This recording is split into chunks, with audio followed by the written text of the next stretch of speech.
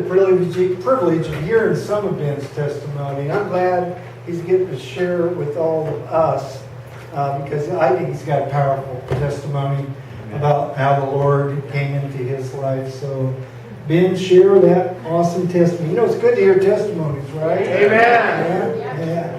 Testify. My walk with the Lord has been a trying and difficult time for me. In 1980, I was out of the Marine Corps for about maybe 6 months, and when I came back to the world, I was having problems. We always talk about God, but we not really focus on it. We focus on the other Marines. I did time in Cambodia and Laos during the evacuation, and we lost 25 guys, and most of us were 25 or below. I was 20 years old, and after I got out, I got shot by the police in 1981, and the moment I got shot, before I fell to the ground, I started to say the Our Father because that's the only prayer that I knew. I was raised a Catholic, so I figured if I'm going to go, I'd better say something. I was shot with a .357 Magnum in the back at close range, 13 meters, and I had extensive damages. I was paralyzed from the waist down. I had catheters, you name it. And my first stop for my vacation was San Quentin.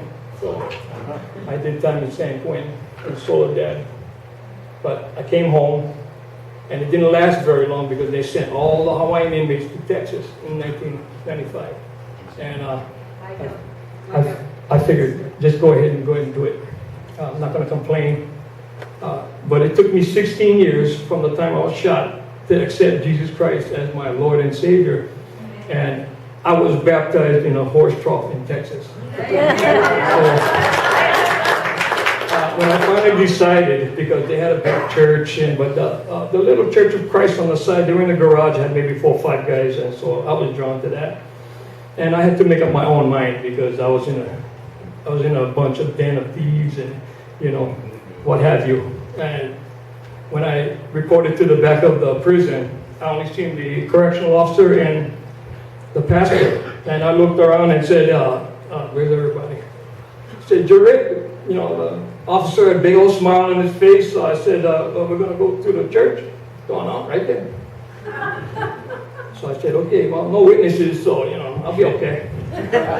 I got baptized and I found out that it was a lot harder because I still had some time to go. I went in at 25 and I came out at 55. I'm 63 years old now. And I was finally released in 2009. And that's where I met my wife. I was blessed. I wasn't looking, and it scared me. They hit back, they smoke, they drink. They call the police, so I said, no. I gotta find my path. So I was looking for a home, and that's where I met my wife, and I asked her, is there a good church to come to? And this was it. And I just sit in the back, real quiet, just watching everybody, and I guess people didn't want to come and say hi to me.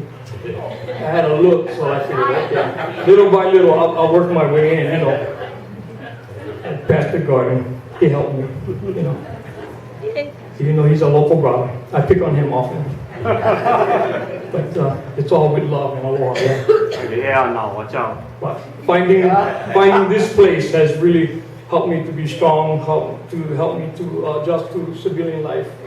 Regular people, I started to come out of my shell. So I was so happy to find this place. And now the Lord is leading me towards going into the prisons and jails. So hopefully Chaplain Mike can use me, and I'll take it from there. And the Lord also gave me the opportunity to go back to school. I'm the oldest guy in class. And everybody calls me uncle. I'm in my 2nd semester, and the Lord has blessed me that, the body falling apart, but the brain's still going. Hallelujah. And I just thank God for all the love and privileges that I have here with this church family of mine. So, thank you.